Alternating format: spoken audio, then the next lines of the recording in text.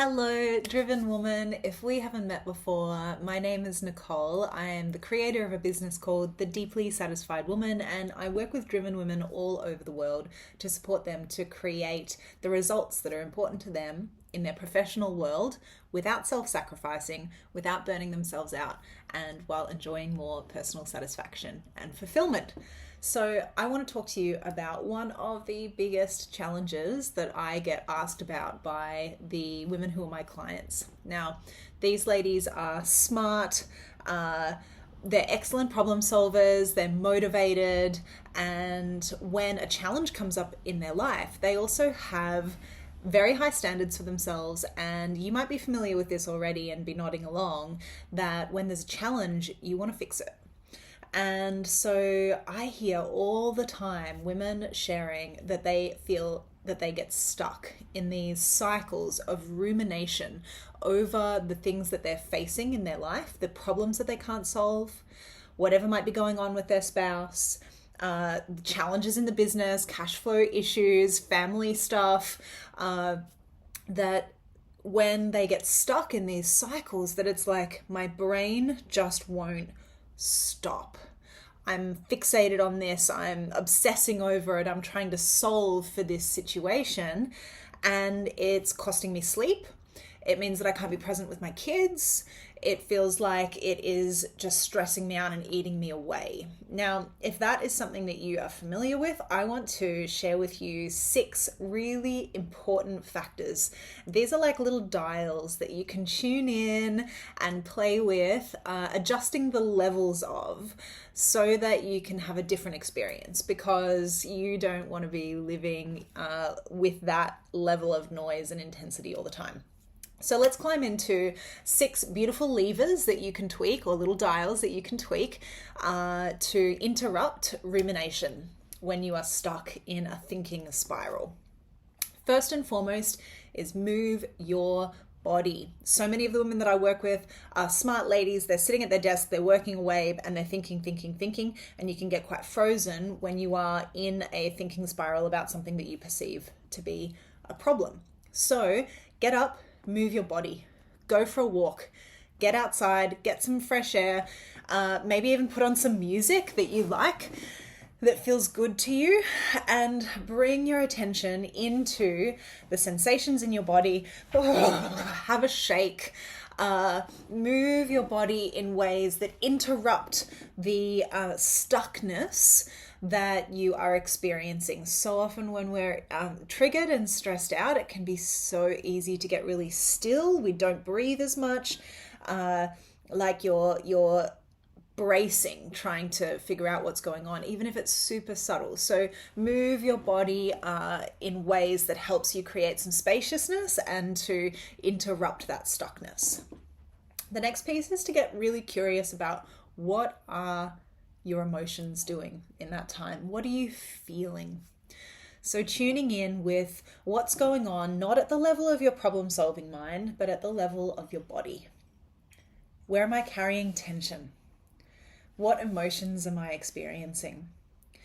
There are these 3 layers of things that occur in life.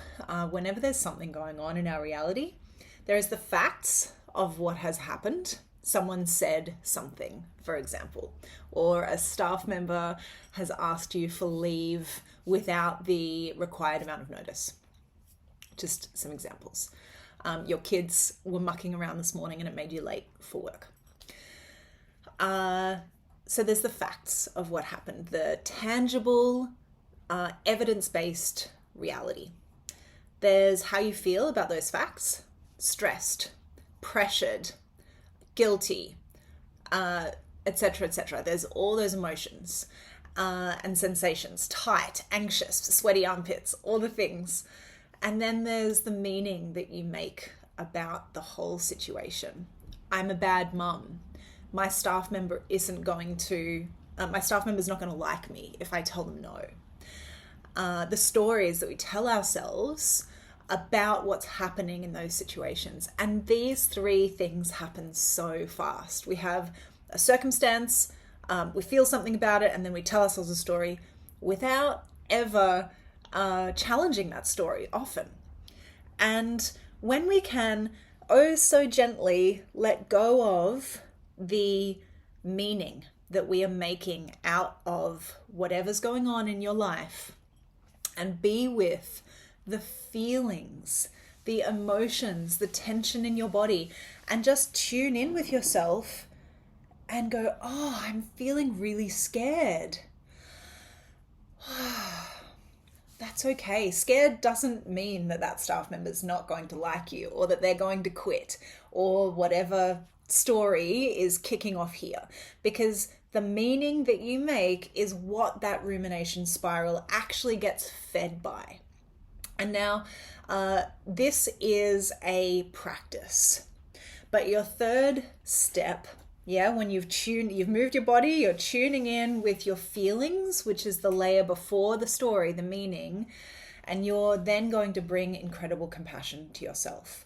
So often when women are in a rumination spiral, you're overthinking, you're overthinking, you want it to stop. You're frustrated with yourself about whatever you're feeling in the first place. Then you're also frustrated with yourself that you can't stop thinking about it. And so it becomes this internal battle, and often comes with so much judgment and self-criticism and extra suffering created by how you treat yourself inside of that experience. So when you've identified, oh my gosh, I feel really scared, then your job is to be compassionate. Be kind to that part of you that is scared. Oh wow, of course you're scared. Your business is really important to you. Of course you're worried that this staff member quitting could have a huge impact. Of course you feel guilty for needing to step in and set a boundary. Of course it's okay, rather than the normal narrative that can be so loaded with, I should have this figured out by now. I should be able to just say no. Why is she even asking me for that leave in the first place? She knows our policies. There's so much angst that comes when we leave behind the compassion for ourselves within our emotional and sensory experience, which is actually where you have power to transform what's happening for you. So the next step is or the next lever to pull is to check in with your focus and to train your focus. Your focus is a muscle, and the monkey mind, as it can be called sometimes, is a muscle that you can train. And if it's left to its own devices, it can become quite neurotic.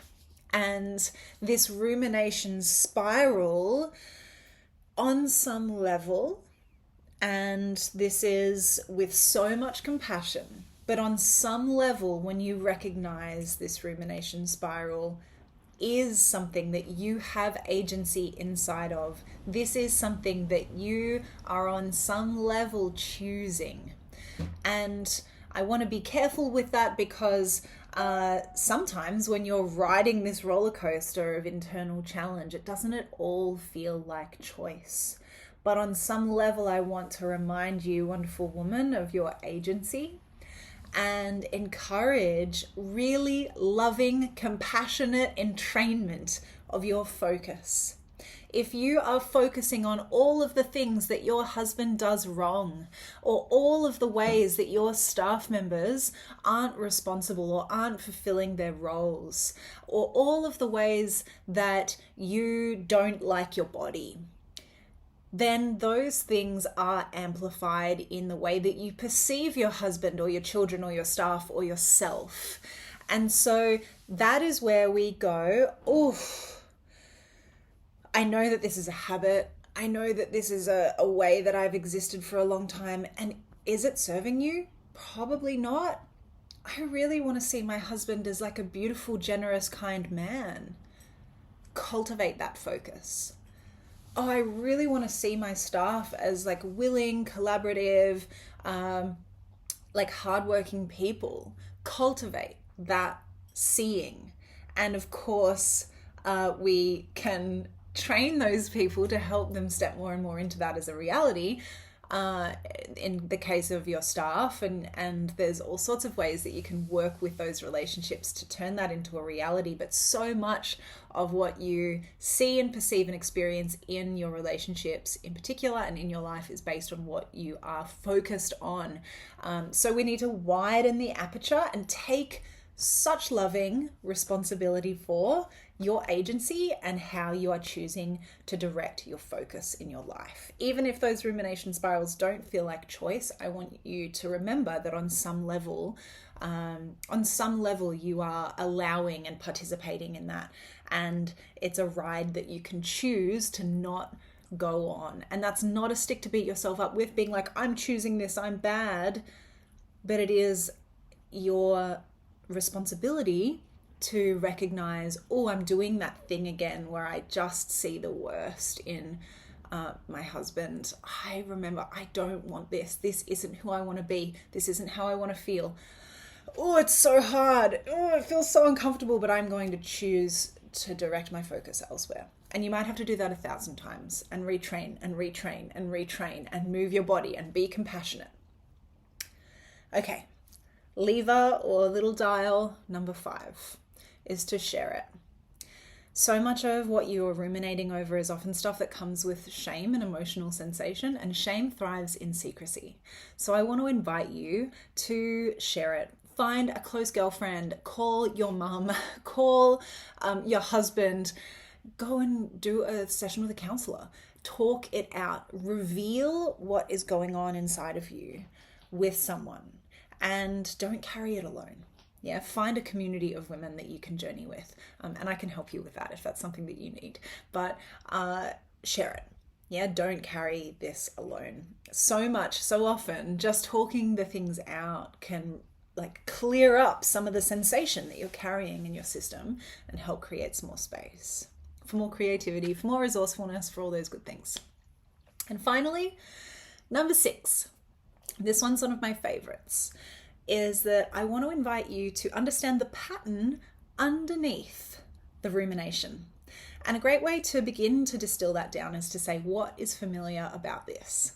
So if you always run a story, and always is, I don't want to paint with too broad a brush here, but if you often hear yourself telling the story, I've been left out, or I'm rejected, or I'm not wanted here, or I'm not good enough, my work isn't good enough, or someone's going to abandon me, like I'm going to be left, my staff is going to leave, my husband's going to leave, whatever it is, just listening for the pattern or the story or the identity that is underneath this pattern, this rumination cycle.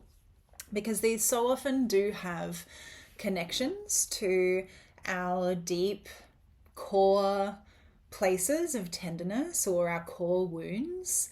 And the more you have consciousness over whatever those deep patterns are for you, the more you can recognize them, the better you get at interrupting them, the better you can be at self-soothing in those places and understanding what your needs are in those places, the more you can heal those deep core patterns, and the less you'll be stuck in those rumination spirals in the first place. So get really curious about, what is this pattern? Is this my old story that I'm not good enough, that I'm never going to be good enough? Because if it is, oh my gosh, how good you can get at being able to go, oh, this is just that old story. It's from decades ago. I can have compassion for myself here. I made a mistake. I did something imperfect. I'm allowed to do that. I know that I'm loved. I love myself. I know, here's my evidence. There's so many ways that you can respond to yourself when you understand the sort of core makeup or design or structure of your psychology and your deep nervous system, unconscious wiring. That gives you power to work with it in your life and interrupt it and transform it. So, quick little summary, and then we're going to finish up the 6 little, my favorite levers to pull or to tweak and play with in different ways to interrupt rumination cycles. So move your body, Get really intimate with your feelings. Get curious about your feelings. So not the meaning that you're making about what's going on, but how you're feeling and your emotions in your body. Be super compassionate with yourself, super kind to yourself. Train your focus. Train yourself to look at and see and perceive the things that you want to be perceiving. Share it, don't carry it alone, have conversations about it, and understand the pattern, understand what is going on in your wiring, what is the part of your psychology that's kicked off that is generating this rumination, and get really good at working with that part of yourself. If this was helpful, please comment below and let me know which of these 6 levers you need most and which one you're going to work on bringing into your world. And I will see you again soon. If you're curious about getting support with this and applying these in your life, then there are lots of ways that I can do that. Reach out and we can chat about it. Have a great day, and I'll see you soon.